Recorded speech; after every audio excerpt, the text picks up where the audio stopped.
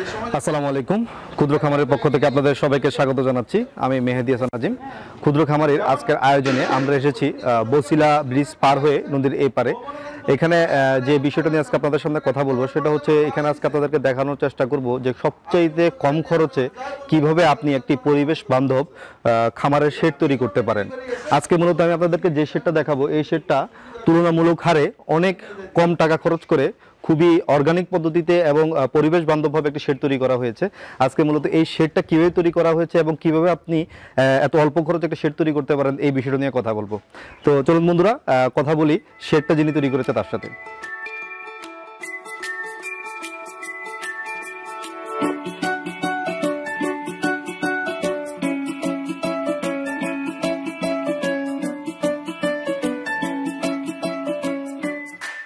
ক্ষুদ্র খামারি বন্ধুরা, আগে বলেছি আজকে মূলত যে বিষয় নিয়ে কথা বলবো সেটা হচ্ছে সবচাইতে কম খরচে পরিবেশ বান্ধব গরুর যেন স্বাস্থ্যগত দিক থেকে যেন সব দিক থেকে যেন সমানুপাতিক হারে যেন গরুর বৃদ্ধি ঘটে, সেইভাবে একটি শেড আপনি কিভাবে তৈরি করবেন যেটার মধ্যে আধুনিকতার ছোঁয়াও থাকবে এবং খরচও খুব কম থাকবে। তো এই বিষয় নিয়ে কথা বলবো আজকে। আমার সাথে আছে, দেখতে পাচ্ছেন, বর্গা চাষী ভাই। আপনি যদি কিভাবে বলেন একটু বলেন তো।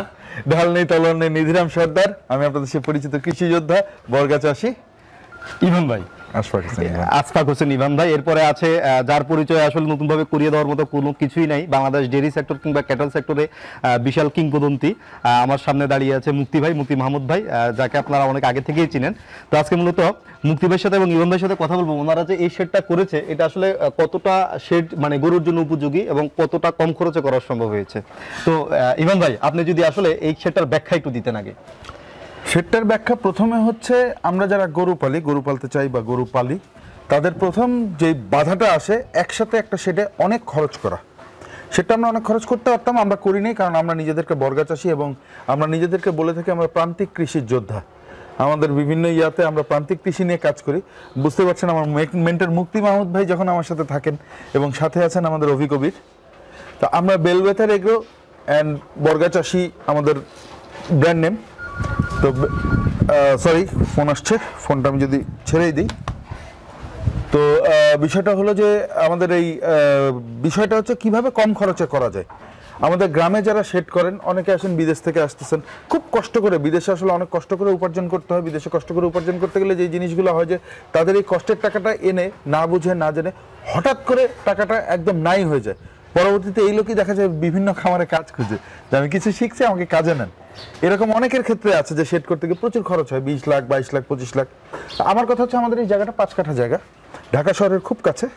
এখান থেকে 20 টাকা খরচ করে আমি মহৎপুর চলে যেতে পারি, জাস্ট 20 টাকা খরচে।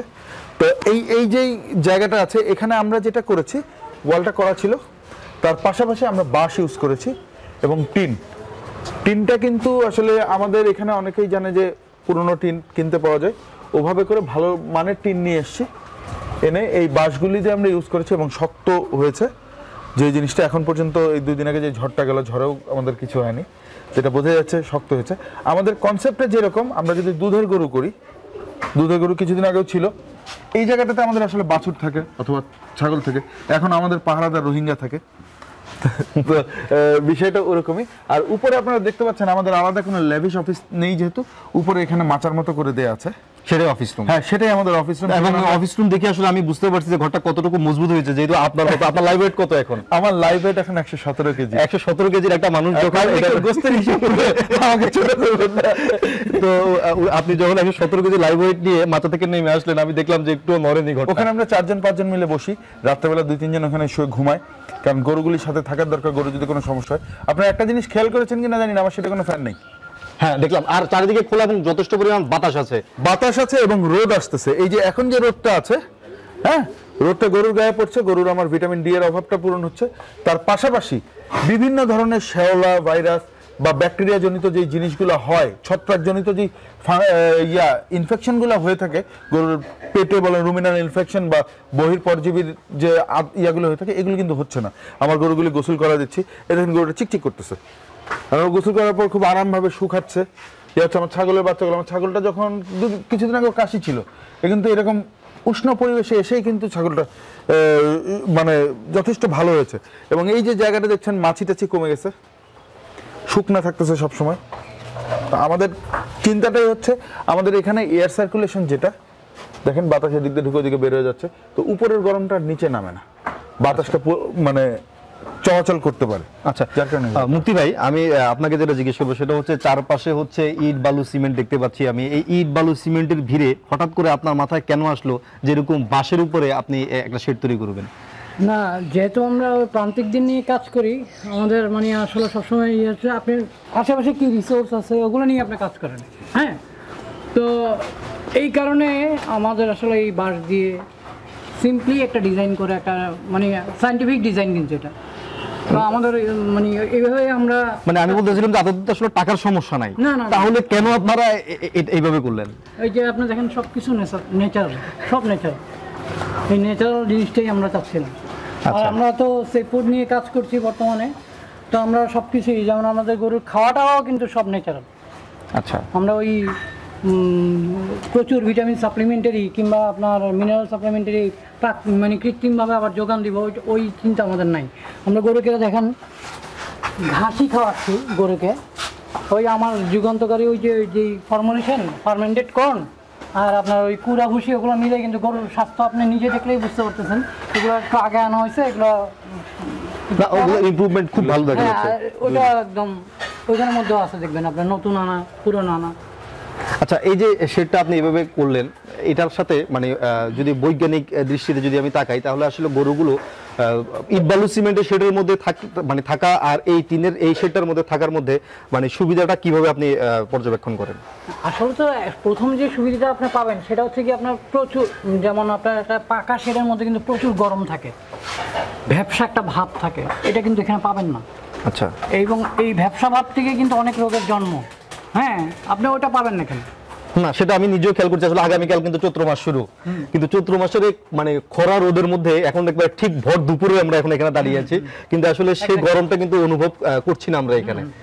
আচ্ছা ইভান ভাই, আপনাকে যদি আমি জিজ্ঞেস করি, এই যে শেডটা যে আপনারা করলেন, এখানে আপনারা ইচ্ছা করলে কিন্তু হাউস করে দিতে পারতেন, কিন্তু হাউস না করে এইভাবে খাবার সিস্টেমটা করার কারণটা কি?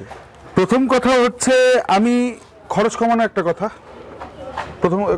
একটা কথা, বাঁশ দিয়ে করেছি, ন্যাচারাল আছে, সব ঠিক আছে, খরচ কমানো একটা কথা। এখানে আমি প্লাস্টিকের ড্রামও দিতে পারতাম, আরো কম খরচ পড়তো। এই চারিটা দেওয়ার কারণটা হচ্ছে রুমিনেন্ট, তো ও যতবার চেটে চেটে খাবে ততবার ও জিপটা এখানে ঘষা খাবে। আচ্ছা, আর এইগুলি কিন্তু 600-650 টাকা করে সারা বাংলাদেশে পাওয়া যায়। এই যে খেয়াল করেন, এটা এই যে ধারগুলো আছে না, এখানে এসে জিপটা পরিষ্কার করে ফেলায়। আচ্ছা, আচ্ছা। আর পাকা ইয়াতে গরুটা বেঁধে রাখা বা ইয়া করা, আমাদের সিস্টেমটা হচ্ছে গরুটা এখান দিয়ে এসে এই চারির উপর আসে না, এই পর্যন্ত এসে ঘাটটা আটকে যায়। আর গরুকে আমরা হুফ লেভেলে খাওয়ানো পছন্দ করি। মেনজার করে দিয়ে আমরা যদি উঁচা করতাম তাহলে গরুর গর্দানটা তৈরি হয় না। গর্দান আর কুজ হচ্ছে গরুর সৌন্দর্য। আমি যদি আপনাকে দেখাই, একটু পরে হয়তো দেখাবো আপনাকে, আমার কাছে যাই সামনের দিকে একটু যাই। সামনের দিকে যাই বলতে সবসময় সাহস করি না। আমাদের এখানে এই যে ব্রাহ্মা যেটা আছে, ক্রস ব্রাহ্মা,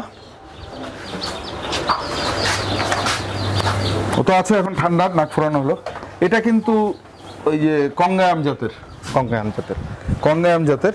তো ও এখানে আসার পর যে ডেভেলপমেন্টটা হয়েছে, ও হুফ লেভেলে খাওয়ার পরে ওর দেখেন যে ওর গর্দানটা, ওর ঘাটটা আপনি নিজেই দেখছেন। ওর কুচটা কিন্তু এরকম ছিল না, ছবিটা যেটা আগেও দেখেছিলেন, কুচটা এরকম ছিল না, তৈরি হচ্ছে, সিনাটা তৈরি হচ্ছে।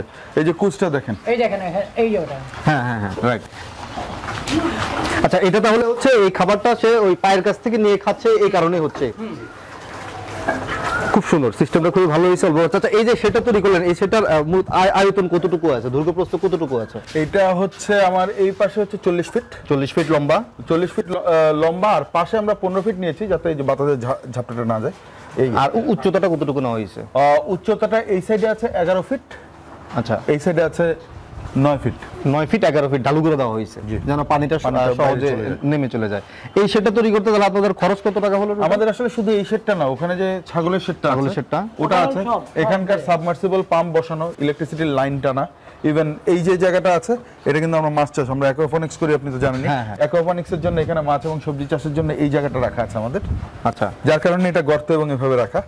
তো এই সব কিছু মিলে, ওভারঅল সব কিছু মিলে আমাদের প্রায় 2,60,000 টাকার মতো লাগছে। এই সব কিছু মিলে 2,60,000 20টা টাকা গরু, খরচ হয়েছে। মানে এক কথায় বলতে গেলে 20টা গরু 10টা ছাগলের খামার করতে আমার 2,60,000 টাকা লেগেছে। সেখানে আমার একটা পরিবার থাকে, এখানে পরিবারের জন্য একটা রুম আছে, বেশ বড় room আছে। ওয়াশরুম আছে, ট্যাঙ্ক লাগানো, কারেন্টের লাইন ট্যাঙ্ক সবকিছু মিলে। ভাই, এখানে ওই এখানে কিন্তু যেটা হচ্ছে এটিপি এটা কি 80 সরি 80 ফিট 80 ফিট লম্বাই হচ্ছে 80 feet, 80 feet by 15 feet. 80 feet by 15 feet. আমার তাহলে ভুল তো ছিল। বিশাল শেড এটা। আর আমার কাছে মনে হচ্ছে চারিদিকে খোলা মেলা দেখে হয়তো মানে চোখে বাড়ি খাচ্ছে না কতটা বিশাল এটা। 20টা গরু অনায়াসে এখানে থাকে। আমার এই যে বাছুরের জায়গাটা, যেটা বাছুর বা ছোট জিনিস রাখার জন্য যে জায়গাটা করেছি মাচার নিচে, ওটা বাদ দিয়েও আমার এখানে আছে। আচ্ছা, ক্ষুদ্র খামারি দর্শক, তুলে ধরার চেষ্টা করলাম সবচাইতে কম খরচে আপনি কিভাবে একটি শেড তৈরি করবেন। তার মধ্যে আপনাদেরকে আমরা ছাগলের শেডটা দেখালাম, এই গরুর শেডটাও দেখালাম যেটা 80 ফিট লম্বা এবং 15 ফিট চড়া। তার পাশাপাশি আপনাদেরকে দেখালাম এখানে সাবমার্সিবল, নিজস্ব সাবমার্সিবল সহ এখানে যারা দেখাশোনা করে তাদের থাকার একটা রুম সহ টোটাল খরচ হয়ে যায় মাত্র 2,60,000 টাকা। এর মধ্যে কিন্তু আবার মাছ চাষ করার জন্য একটা হাউসের মতো করা হয়েছে, সেটাও আপনাদেরকে দেখাইছি। তো আমার কাছে মনে হয় এই ফ্লোর সবকিছু মিলিয়ে 2,60,000 টাকার মধ্যে এর চেয়ে কম খরচে এত সুন্দর শেড হয়তো বার তৈরি করা সম্ভব না। আমি যেটা বলবো সেটা হচ্ছে লাখ লাখ টাকা শেডের পিছনে খরচ না করে গরুর পিছনে খরচ করেন। যেহেতু আমি এর আগে একটা প্রতিবেদন করেছিলাম, আপনাদেরকে দেখিয়েছি যে ময়মনসিংহ একটা খামারে আমি গিয়েছিলাম ফুলবাড়িয়া উপজেলায়। সেখানে ওই ভদ্রলোক 20 লক্ষ টাকা খরচ করে শেড তৈরি করেছে। শেড তৈরি করার পরে তার কাছে গরু কেনার আর পয়সা নাই। তো এরকম সমস্যা যেন আপনাদের ক্ষেত্রে না হয় সেটা অবশ্যই মাথায় রাখবেন। শেডটা একটু কম খরচে তৈরি করে 2টা গরু বেশি কিনেন, তাই না? তো এইভাবে আপনারা সামনের দিকে এগিয়ে যাবেন, এই আশা ব্যক্ত করে এখানে বিদায় নিচ্ছি। বিদায় নেওয়ার আগে বলে যাচ্ছি সেটা হচ্ছে এর পরবর্তী প্রতিবেদন থাকবে বর্গা চাষিরা কিভাবে তাদের গরু লালন পালন করে থাকে এবং তাদের খাদ্য খরচটা কিভাবে তারা মেনটেন করে। তার কারণ হচ্ছে আজকে এখানে আসার মূল কারণ হচ্ছে ওনারা সবচাইতে কম খরচে শেড তৈরি করেছেন এবং সবচাইতে কম খরচে আমার দেখা, আমি এ পর্যন্ত যতগুলো খামারে গিয়েছি সবচাইতে কম খরচে কিভাবে গরু মোটা তাজা করা যায় এই বিষয়টা নিয়ে ওনাদের সাথে কথা বলবো। সে পর্যন্ত সবাই অপেক্ষায় থাকুন এবং আমাদের চ্যানেলটি সাবস্ক্রাইব করতে ভুলবেন না। আজ এখানে বিদায় নিচ্ছি। আসসালামু আলাইকুম।